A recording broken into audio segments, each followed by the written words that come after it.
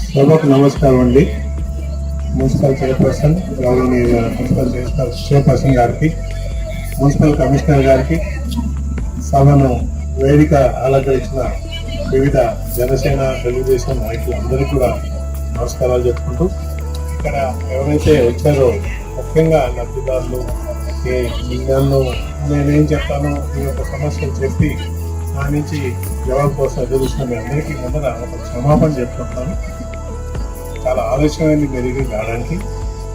ఉదయం వేరే ప్రోగ్రాం ఉండింది, మంత్రి గారి ప్రోగ్రాము పిఠాపురంలో ఉన్నందువల్ల కొంచెం అక్కడ లేట్ అయింది. అక్కడి నుంచి స్టార్ట్ అవడం లేట్ అవడం కొంచెం లేట్గా వచ్చాను.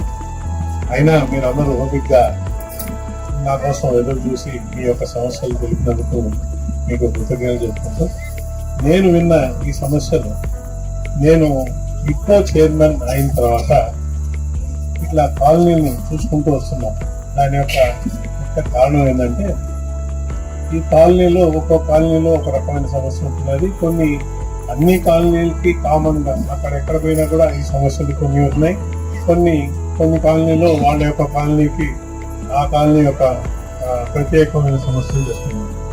నేను ఈ కాలనీకి రావాలనుకుంది ఏంటంటే, ఈ గోడస్పుర అనే కాలనీ నాకు చెప్పింది 1600 చిల్లర దిగుంటే అన్ని ఆక్యుపై అయినాయని చెప్తున్నాను. అది కరెక్టా కాదండి? ఎన్ని ఆక్యుపై అయినాయని? 600 అయింది. ఓకే. సో ఈ మిగిలినవి కూడా ఆక్యుపై కావాలని నా కోరిక. ఫస్ట్ ఈ ఆక్యుపై కావాలంటే మీరు చెప్పే సమస్యలు ఏదైతే ఉన్నాయో అవన్నీ తీరిస్తే ఆక్యుపై అవుతాయి. అన్నీ కూడా అందరూ దాంట్లోకి వచ్చి పరిచయం. ముఖ్యంగా మీరు ఏదైతే నీటి సమస్య గురించి ఫస్ట్ మాట్లాడారో అది నేను మా రజీ గారు ఆల్రెడీ ఒక వాగ్దానం చేశారు. కానీ దానికన్నా ముఖ్యంగా 11 లక్షలు కానీ కడితే ట్రాన్స్ఫార్మర్ వస్తుంది, ఒక ఎలక్ట్రికల్ కనెక్షన్ వస్తుంది, దాంతో నీళ్లు దింపొచ్చు, అక్కడి నుంచి తీయచ్చు అని చెప్పి నాకు ఇక్కడ రాకముందుగా చెప్పడం జరిగింది. ఇదే కరెక్ట్ అయితే ఫస్ట్ నేను దాని జోలికి పోయి అక్కడ ఎందుకు మనం కట్టాలా, అది ఏ విధంగా చేయాలా, ఒక పర్మనెంట్ సొల్యూషన్ ఇస్తామని చెప్పి నేను ఖచ్చితంగా దీని గురించి మాట్లాడతాను మా ఎండి గారితో, మా గవర్నమెంట్ ఆఫీసర్స్తో.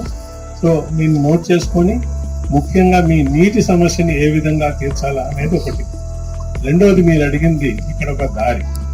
ఈ దారి గురించి నేను ఇక్కడున్న మా డిఈని మీ అందరి సముఖంగానే అడుగుతున్నాను. నేను దీని గురించి ఒక చిన్న రిపోర్ట్ నాకు ఇది నిజంగా కూడా సాధ్యమైతే ఎంత తొందరగా మనం చేయగలం కమిషనర్ గారు దాన్ని తీసుకొని మీకు ఆ బడ్జెట్ శాంక్షన్ అయ్యే విధంగా నేను కూడా ఆ ఆఫీసర్స్ తో మాట్లాడతాం.